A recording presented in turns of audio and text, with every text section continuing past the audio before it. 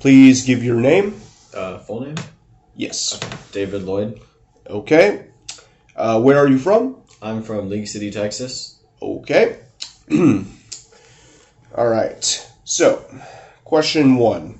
How do you respond when you realize that you're wrong? When I realize I'm wrong, I start by apologizing. If I was arguing with someone and realized I was wrong, and then I'll try and make it up to them. Okay. All right then. Give an example of something you've been wrong about. So, there was this one time where I gave one of my friends wrong directions on a hiking trail. And he went 5 extra miles on that hiking trail. Yeah. Okay. That was one of the worst examples I could think of. Yeah. Why do you think you came to that, response? How do you think you ended up giving the wrong directions? I was half asleep, and I looked at the map, and I got my left and my right mixed up and told him to go right when he was supposed to go left. Okay, misinterpreting. All right, so how did you learn that you were wrong? Well, I was walking with him. And I realized, wait, we should have been back by now. Yeah. And then we found a trail sign. We were like, huh. Yeah. So what did it feel like when you found out you were wrong? Not good. Not good. Right. Yeah. Yeah. Kind of funny in hindsight, but it's really in the moment, in the moment, it was not funny. But nah. Yeah. In hindsight, it's really funny. Yeah. So, what is a social issue you feel is difficult for other people to change their minds on? Can I just say politics? Yeah. Is that a valid answer? Politics. This is a very political class. Yeah. It is a very political class. Perfect. Politics. Yeah. All right. So, what is the reason why this social issue causes difficulty in changing their viewpoints? Well, I feel like what I've noticed is that a lot of the time, your political views stem from, your upbringing and how you were raised. So a lot of the times it's just so, deeply ingrained in us that it's hard for us to change our minds about that. Are you sure you're not sitting in this class? Yeah. Okay.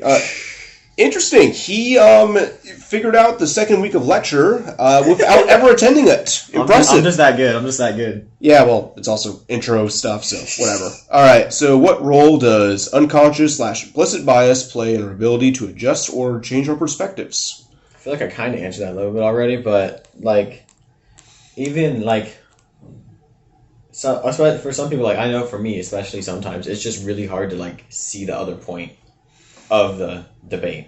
Right. The point of politics, that's usually, Democrat or Republican. A lot of times it's just really difficult to, see where they're coming from because you just don't have the same experiences that they do. And do people assume that do you feel like people already assume that I know everything about the opposition? Yeah, a lot of times, I know I do this sometimes. I'm like, oh, I know what they think about that. And it's, the completely wrong thing. Okay, yeah. All right.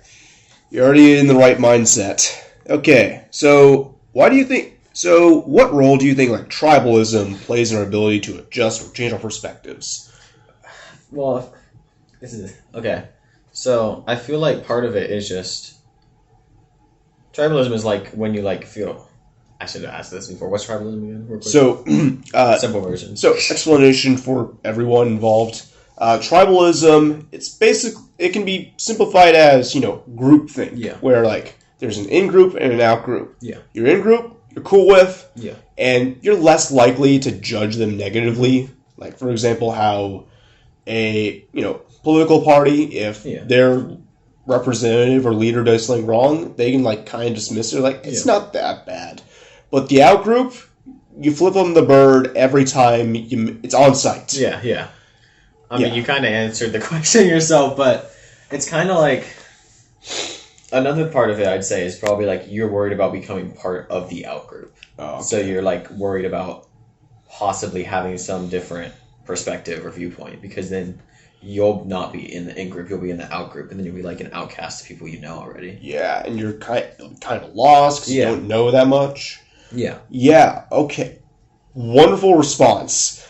And there's a big enough veil of I don't know what your political beliefs are that anyone can agree with you. Wonderful. Exactly. You're going to make a great politician in the future. I've heard that before. Yeah, okay. Thank you, David Lloyd, future politician. Of course. Future President of the United States of America, sir. All right.